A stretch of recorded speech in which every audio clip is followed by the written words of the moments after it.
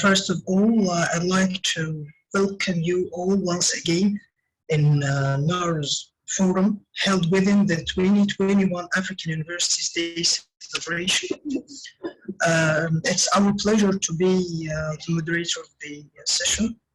It's our pleasure today also to have a presentation from His Excellency Professor Thierry Verdel, Rector of Senghor University in Alexandria.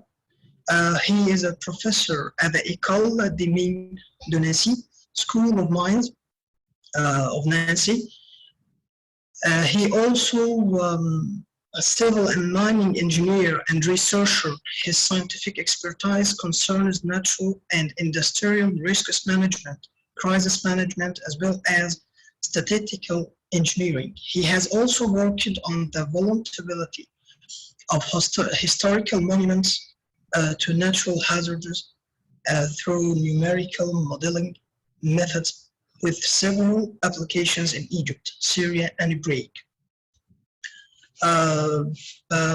Cher Prof Verdel, vous pouvez maintenant activer votre micro et partager votre écran, s'il vous plaît.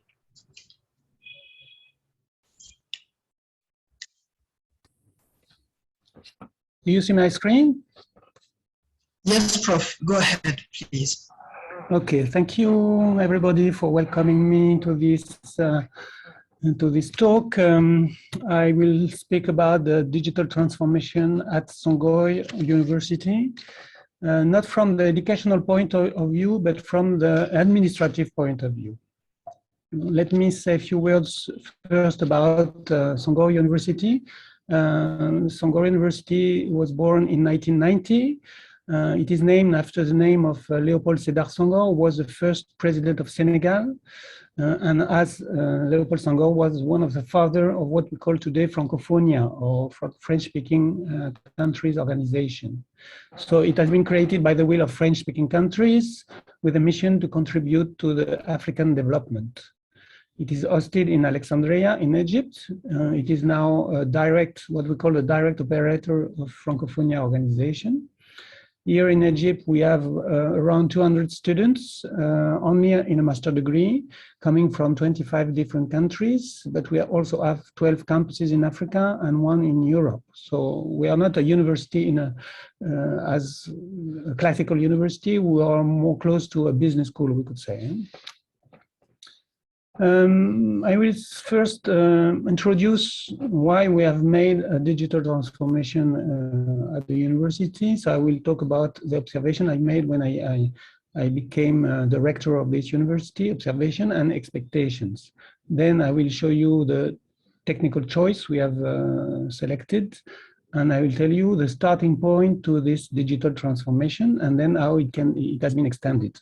And finally, I will conclude with the gains for the institution and, of course, also the limits.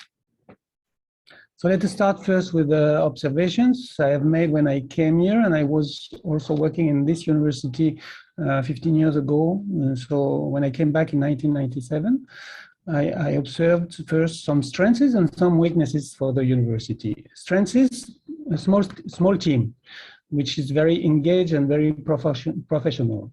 A university which is using also quality insurance procedures and with people having a long experience of working here. Weaknesses, mainly the organization itself. It was very pyramidal, with no internal communication, no versatility of the people, having a routine work. Of course, we are a small university, so we have a limited budget, and there was no IT team. So how to change the university in this context?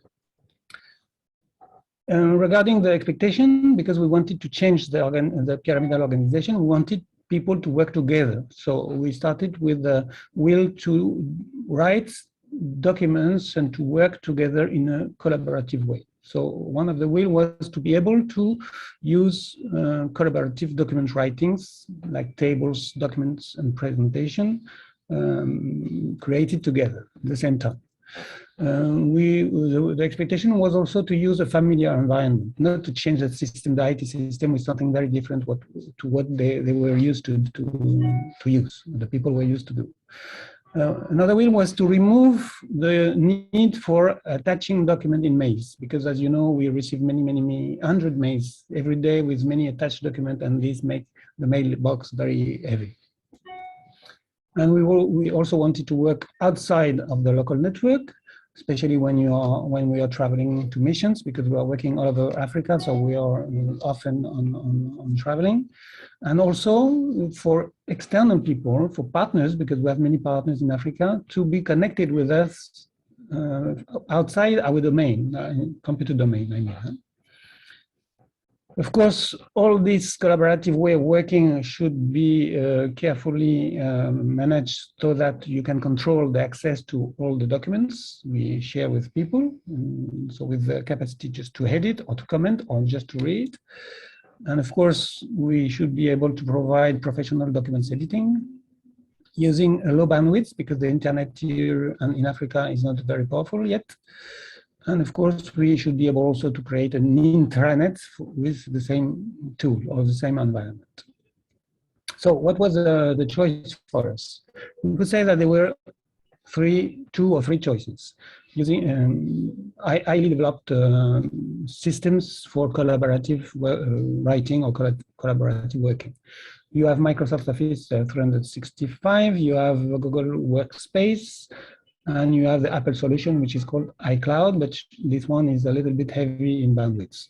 So between the two others, Office and Google, we selected the Google's Workspace options. Why?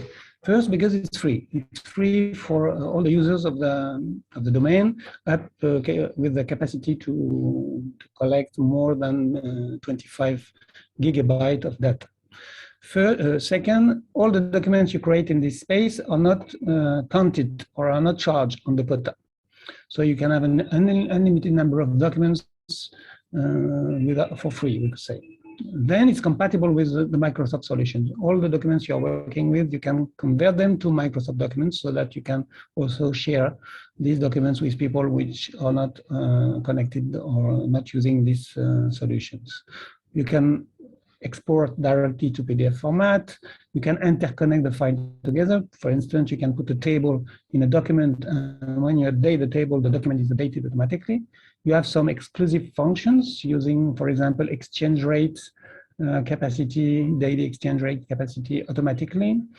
You have also the capacity to collect photographs for an unlimited number.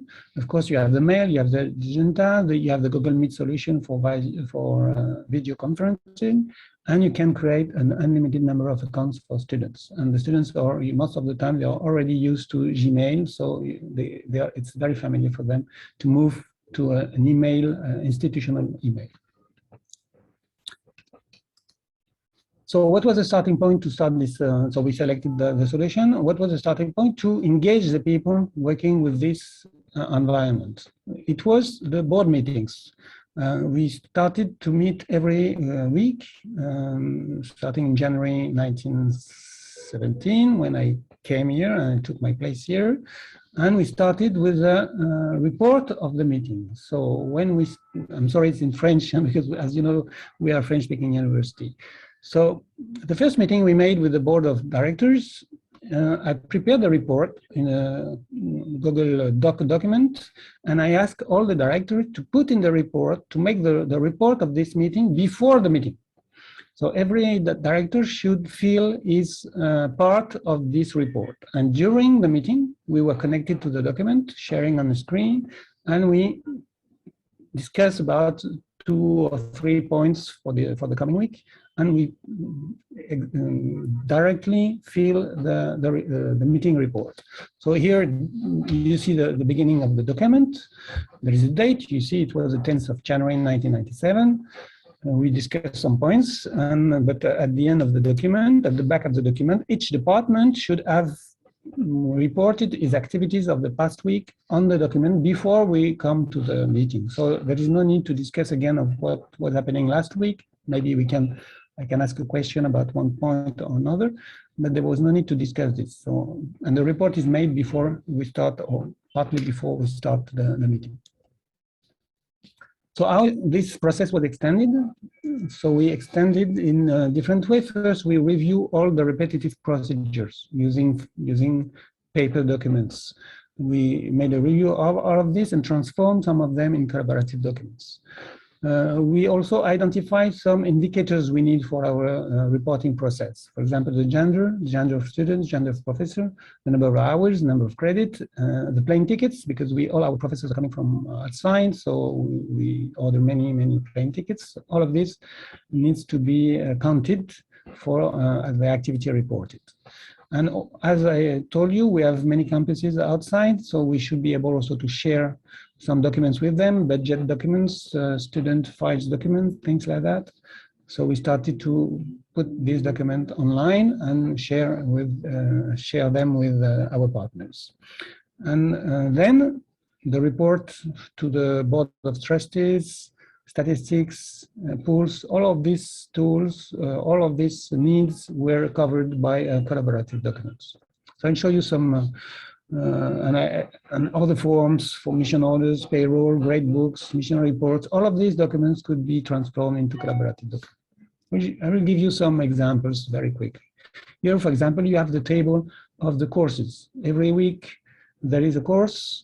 You have four, at the bottom of the document, you see four sheets for each of the 4 departments we have, and every director filled this form. This week we have this professor, and from this document, the people responsible for making the reservation for the plane ticket use this form to prepare the reservation for the ticket, to prepare the contract with the student, the professors, etc., etc. All of this is centralized and shared with different people here. And from this file, you can automatically build, for example, the program. You can extract the program automatically with the number of hours, which semesters, etc., etc. You can have statistics, all of this is automatic, statistics for the number of professors, female and male in each semesters. So you can create these statistics for their activity report to the Board of Trustees. Here, another table for the plane tickets. So each line is a plane ticket that we order. And from this table, you can get statistics also, statistics with which company you have been using, how many tickets you bought with them, what was the price, what is the median price to go from a place to another. And from that, you can make prediction. For example, here you have the average price for a ticket between different countries to other countries. These are the countries where we are working. So you can prepare the budget of the next year on this base. And all of this is automatically built from the main table. For the bookmark, for instance, here you see the bookmark of one department. So each line is a student with a course and a mark. And from this big file containing all the students, all the marks in all the courses, automatically you get this bookmark, which is very pretty presented, and you can send it by email automatically to the student, for instance. So this is the beginning of the bookmark, the end of the bookmark. All of this in Google Sheet documents. You can get also statistics to other activities. For example, here, continuous training seminars, we have a table for that. And from this table, we get statistics.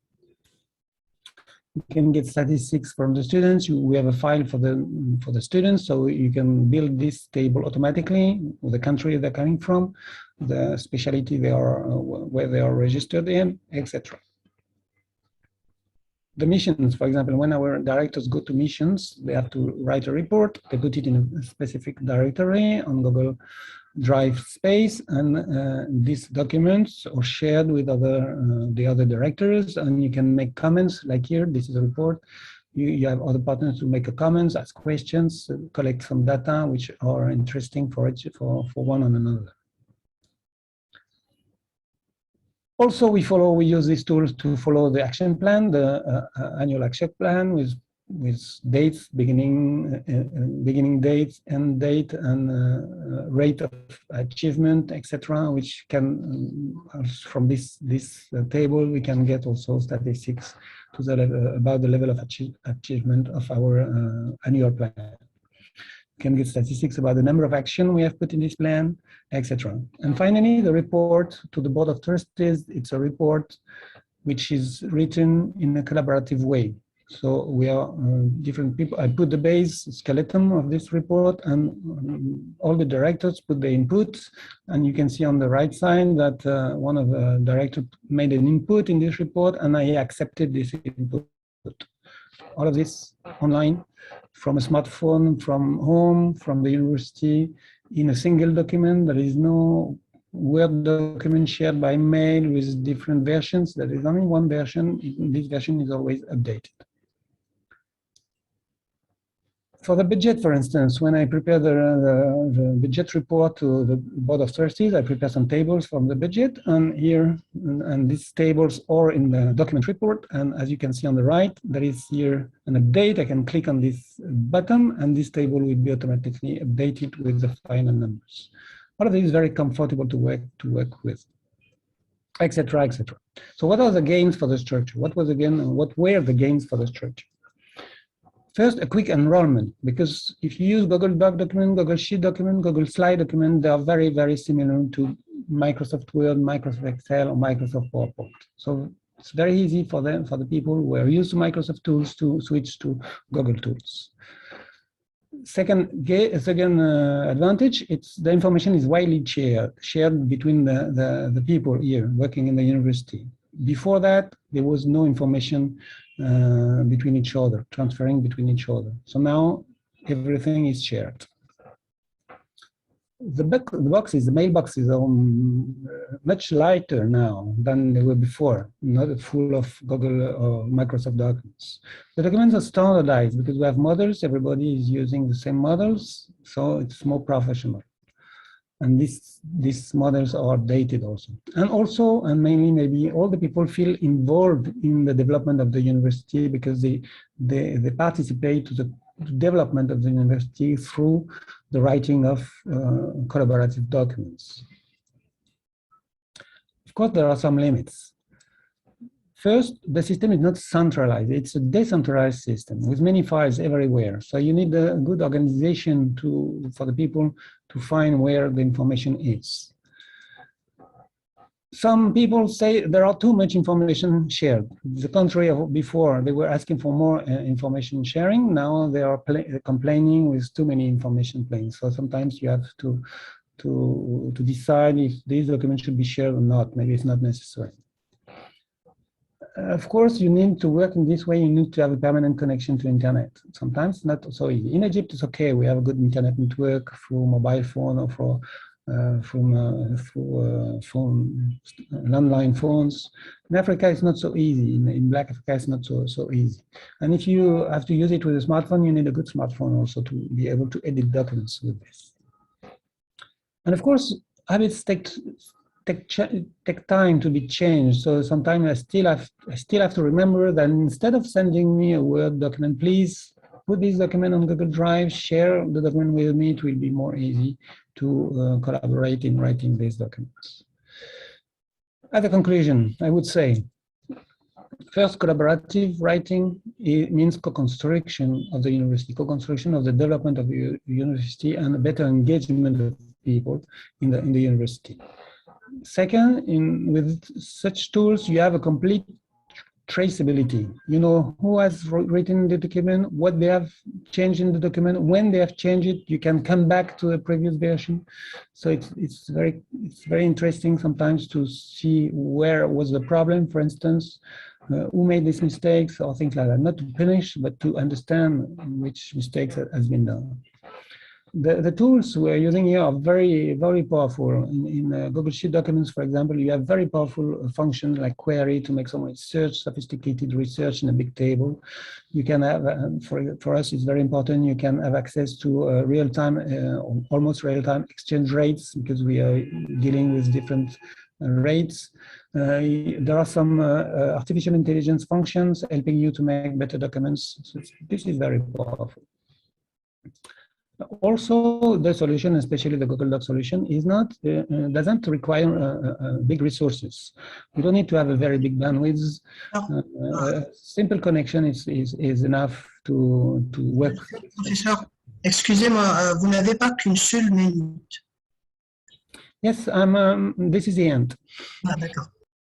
Therefore, when the COVID-19 came in March 2013, 2019, we were ready. We were ready. Suddenly, everybody was at home. The students were at home. The professors were staying in the country. All the workers were at home, and we could continue just as we were doing before. So it was not a big disruption for us when COVID-19 came. But of course, you need a method to deploy such a system.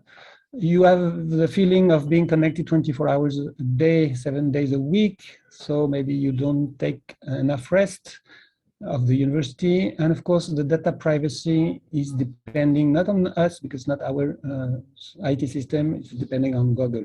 But we trust, until now we trust Google. That's it. I ended just at time, I guess, my presentation. Thank you for listening. I'm just waiting for any question if you have. Merci infiniment, monsieur le professeur Thierry Verdel, recteur de l'Université Sambourg en Alexandrie, pour cette merveilleuse présentation et cette expérience extraordinaire. Distinguished Prof. Verdel, we would like to thank you for this informative presentation and extraordinary and inspiring experience of Singapour University. Thank you once again for being with us today and for sharing this interesting experience. I'd like to notice our audience that if you have any questions for Prof. Verdel, you can drop it in the chat box.